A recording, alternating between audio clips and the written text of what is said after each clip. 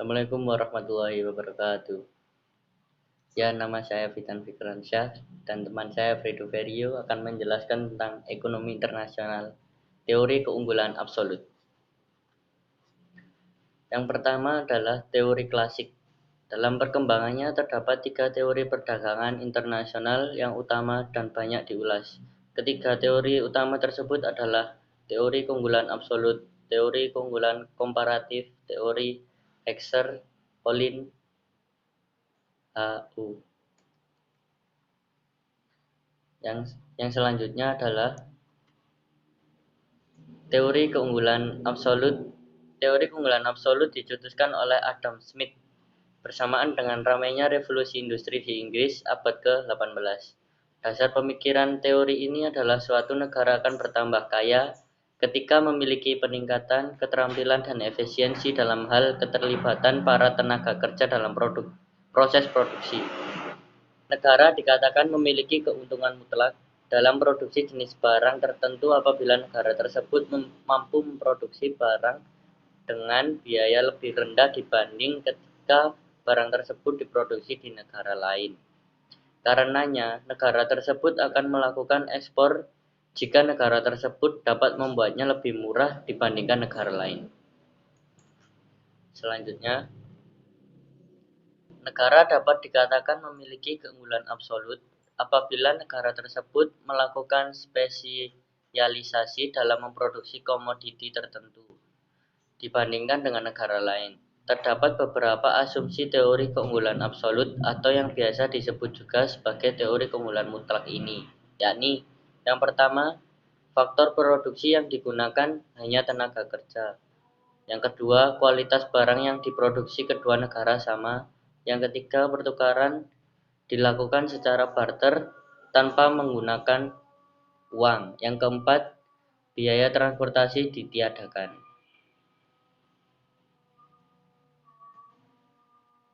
Ya, selanjutnya dalam teori keunggulan absolut, besaran atau variabel yang diutamakan adalah variabel real dan bukannya moneter. Ini membuat teori ini juga dikenal dengan sebutan teori murni atau pure teori perdagangan internasional.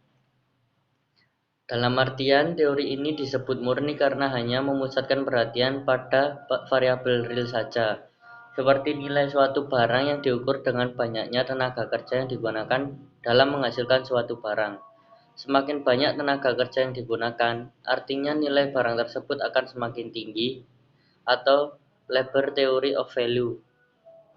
Jadi, dalam teori absolute advantage ini juga memanfaatkan teori nilai tenaga kerja yang bersifat sangat sederhana.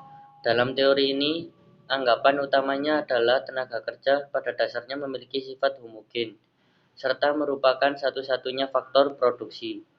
Padahal, dalam kenyataannya tenaga kerja tidaklah bersifat homogen.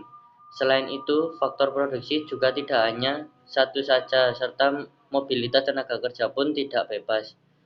Sekalipun demikian, teori nilai tenaga kerja tetap digunakan karena teori ini memungkinkan kita menjelaskan tentang prinsip spesialisasi dan keuntungan dari pertukaran secara sederhana. Yang selanjutnya akan dijelaskan oleh teman saya Fredo Ferio.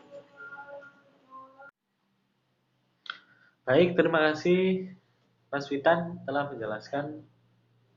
Kemudian saya akan melanjutkan penjelasan materi tentang teori keunggulan absolut. Yang pertama yaitu terdapat beberapa ide dalam teori keunggulan mutlak atau absolute advantage yang dikemukakan oleh Adam Smith ini. Yang pertama yaitu adanya division of labor atau pembagian kerja yang terjadi secara internasional dalam menghasilkan sejenis barang. Dan yang kedua, adanya spesialisasi internasional dan efisiensi produksi. Selanjutnya yaitu kelemahan teori keunggulan absolut.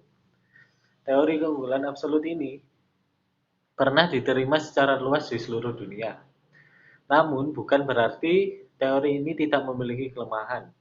Mas Ngudi pada tahun 2006 menjelaskan bahwa dalam teori keunggulan absolut Adam Smith terdapat beberapa kelemahan-kelemahan meliputi Yaitu yang pertama tidak mampu menjelaskan tentang bagaimana mekanisme yang dapat diterapkan dunia untuk memperoleh keuntungan dan output serta bagaimana hal tersebut dibagikan di antara para penduduk masing-masing negara.